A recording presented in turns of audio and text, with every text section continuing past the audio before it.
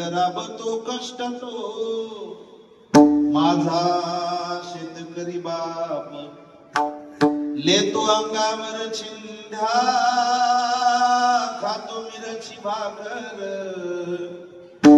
काडी उसाची पाचट, जगा मिळाया साखर,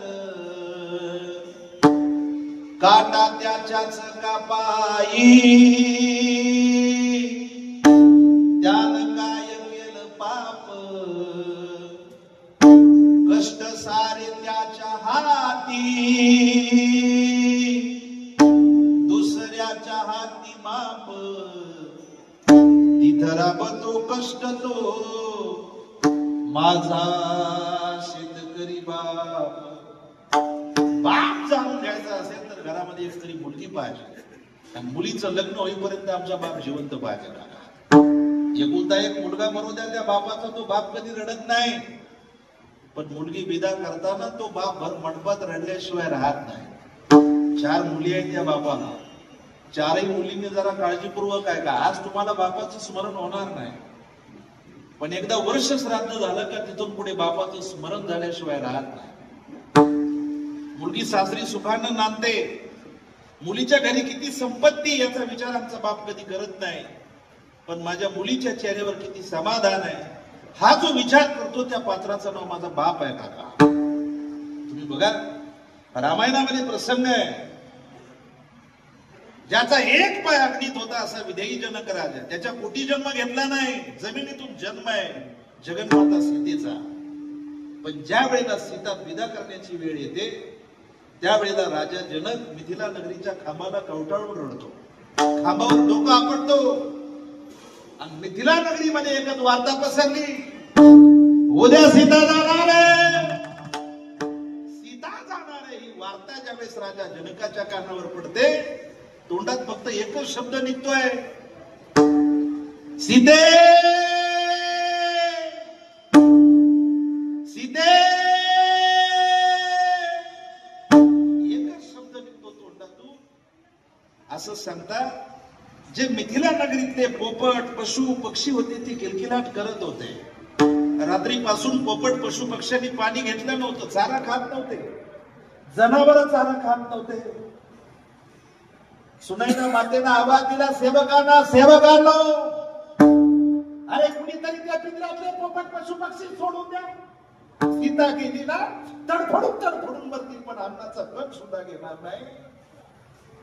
व्यवहार असा सांगतो, मुलगी जाण्यानं जनावरांवर एवढा परिणाम झाला, पशु पक्ष्यांवर एवढा परिणाम झाला, तर मुलीच्या बापावर किती परिणाम झाला असेल.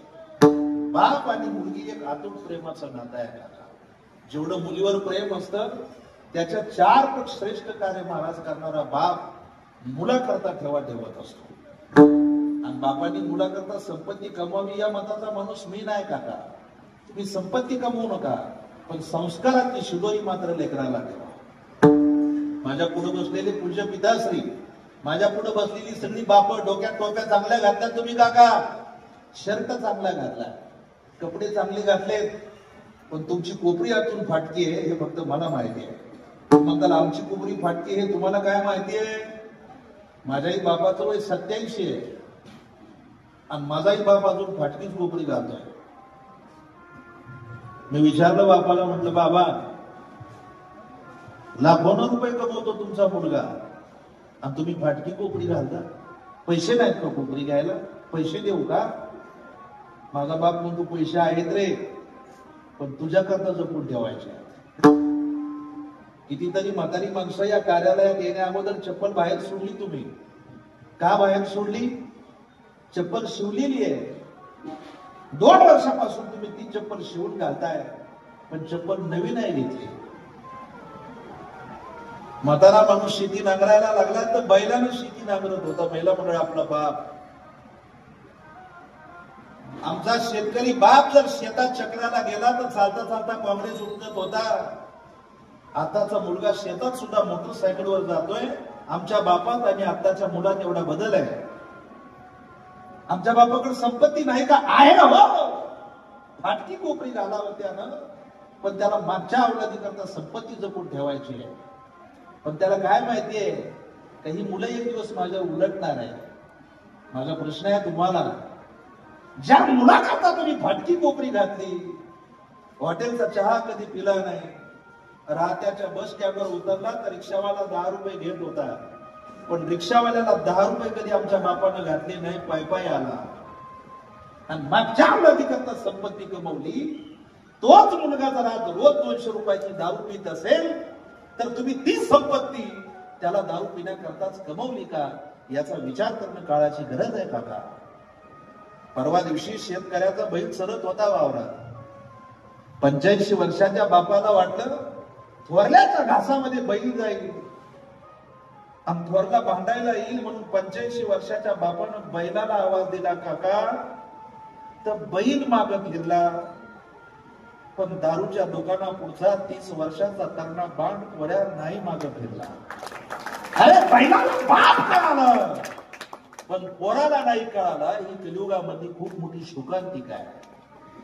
परवा बाप गेला आमचा बाप गेला तर गोठ्यातला बैल अंबरला. आमचा बाप गेला तर दावणीचा बैल रडला. पण 30 वर्षाच्या तरण्या बांड पोराच्या डोळ्यात टिपका सुद्धा नाही आला. अरे घरातलं म्हातारं माणूस गेलं तर 4 दिवस कुत्र भाकरीला तोंड लावत नाही का, एवढं प्रेम असतं त्याचं. त्या म्हाताऱ्यानं त्या कुत्र्यावर तेवढं जीव लावलेला असतं त्याला. अरे मुका प्राणी सुद्धा म्हाताऱ्या माणसाची किंमत ठेवतो, तर आपण का ठेवू नये. 2 गोष्टी महत्वाच्या आहेत आयुष्यात, एक आई आणि दुसरा बाप. आई गेल्यानंतर आईची जाणीव होते, बाप गेल्यानंतर बापाची जाणीव होते. तुमचा बाप आंधळा आहे, आपला बाप पागळ आहे, आपला बाप बहिरा आहे, आपला बाप मुका आहे. पण जोपर्यंत बाप बंगल्याच्या पोच मध्ये पडलेला आहे तोपर्यंत तुम्हाला कुठल्याही प्रकारचा राखणदार ठेवण्याची गरज नाही. मला रात्री 2:30 वाजवत्या घरी जायला, 3 वाजवत्या घरी जायला. आई झोपलेली असते, बायको झोपलेली असते. पण रोज गाडी घरी किती वाजता येते हा राईट टाइम सांगणारा फक्त आमचा बाप आहे काका. आमचा बाप मला म्हणतो, महाराज फिरून घ्या मी आहे तोपर्यंत. काय म्हणतो, फिरून घ्या मी आहे तोपर्यंत. मी गेलो ना रोज घरी यावं लागेल हे विसरता कामा नाही. जगाच्या बाजारामध्ये बाप शब्द असा आहे काका. बापानं जी संस्काराची शिदोरी आमच्या करता ठेवली. मी कीर्तन करतोय तुमच्या समोर गेल्या 2 तासापासून. म्हणजे मी कोण्या महाराजाचा मुलगा आहे असं अजिबात नाही काका. मी कोण्या सांप्रदायिक माणसाचा मुलगा आहे असं अजिबात नाही. पण माहिती म्हणून सांगतो तुम्हाला, बापाच्या आशीर्वादामध्ये ताकद काय असते. श्रामपूर तालुक्यामध्ये 1 नंबर पेताड म्हणून ज्या माणसाला ओळखल्या जात होतं, त्या पेताड बापाचा मुलगा मी आहे काका. मी सहज विचारलं आमच्या बापाला, म्हटलं बाबा, लोकांच्या बापांनी पोरांकरता बंगले बांधले, लोकांच्या बापांनी पोरांकरता गाड्या घेतल्या, लोकांच्या बापांनी पोरांकरता जमिनी घेतल्या, तुम्ही का माझ्याकरता काय केलं नाही. 85 वर्षाच्या बापाच्या डोळ्यात पाणी आलं मावशी. मलाही वाटलं नव्हतं आमच्या बापाला एवढं वाईट वाटेल. बाप मला म्हणतो, मोठा झाला महाराज तू. अरे 3 मुलींचे लग्न करण्याच्या नादात तुझ्याकरता पैसे कमवायचं लक्षातच नाही राहिलं. पण हे बघ, नाही बांधला तुझ्याकरता बंगला, नाही घेतली तुझ्याकरता गाडी, नाही घेतली तुझ्याकरता जमीन. पण 35 वर्षापूर्वी तुझा जन्म झाला आणि मी दारूला पूर्णविराम दिला. हीच लई मोठी संपत्ती तुझ्याकरता. वेळेला संपत्तीपेक्षा संस्काराला ज्यादा किंमत आहे. म्हणून बापा मुलाला एक सांगू तुम्हाला, एवढी संपत्ती गोळा करू नका का शेवटच्या टायमाला पोरं आपल्याला दवाखान्यात नेण्याऐवजी पोरं वकिलाला बोलावून देते. संपत्ती मापात कमवा, पण संस्काराची शिदोरी लेकरांना ठेवा. आणि म्हणून या पूज्य पिताश्रींनी सर्व काही संपत्ती बरोबर या मुलाला संस्काराची शिदोरी पाठीमागे ठेवली. आणि महाराज 1 वर्षापूर्वी आपल्यातून निघून गेले. सर्व गाडेकर परिवार, त्यांच्या घरातील परिवार, त्या 4 मुली असतील.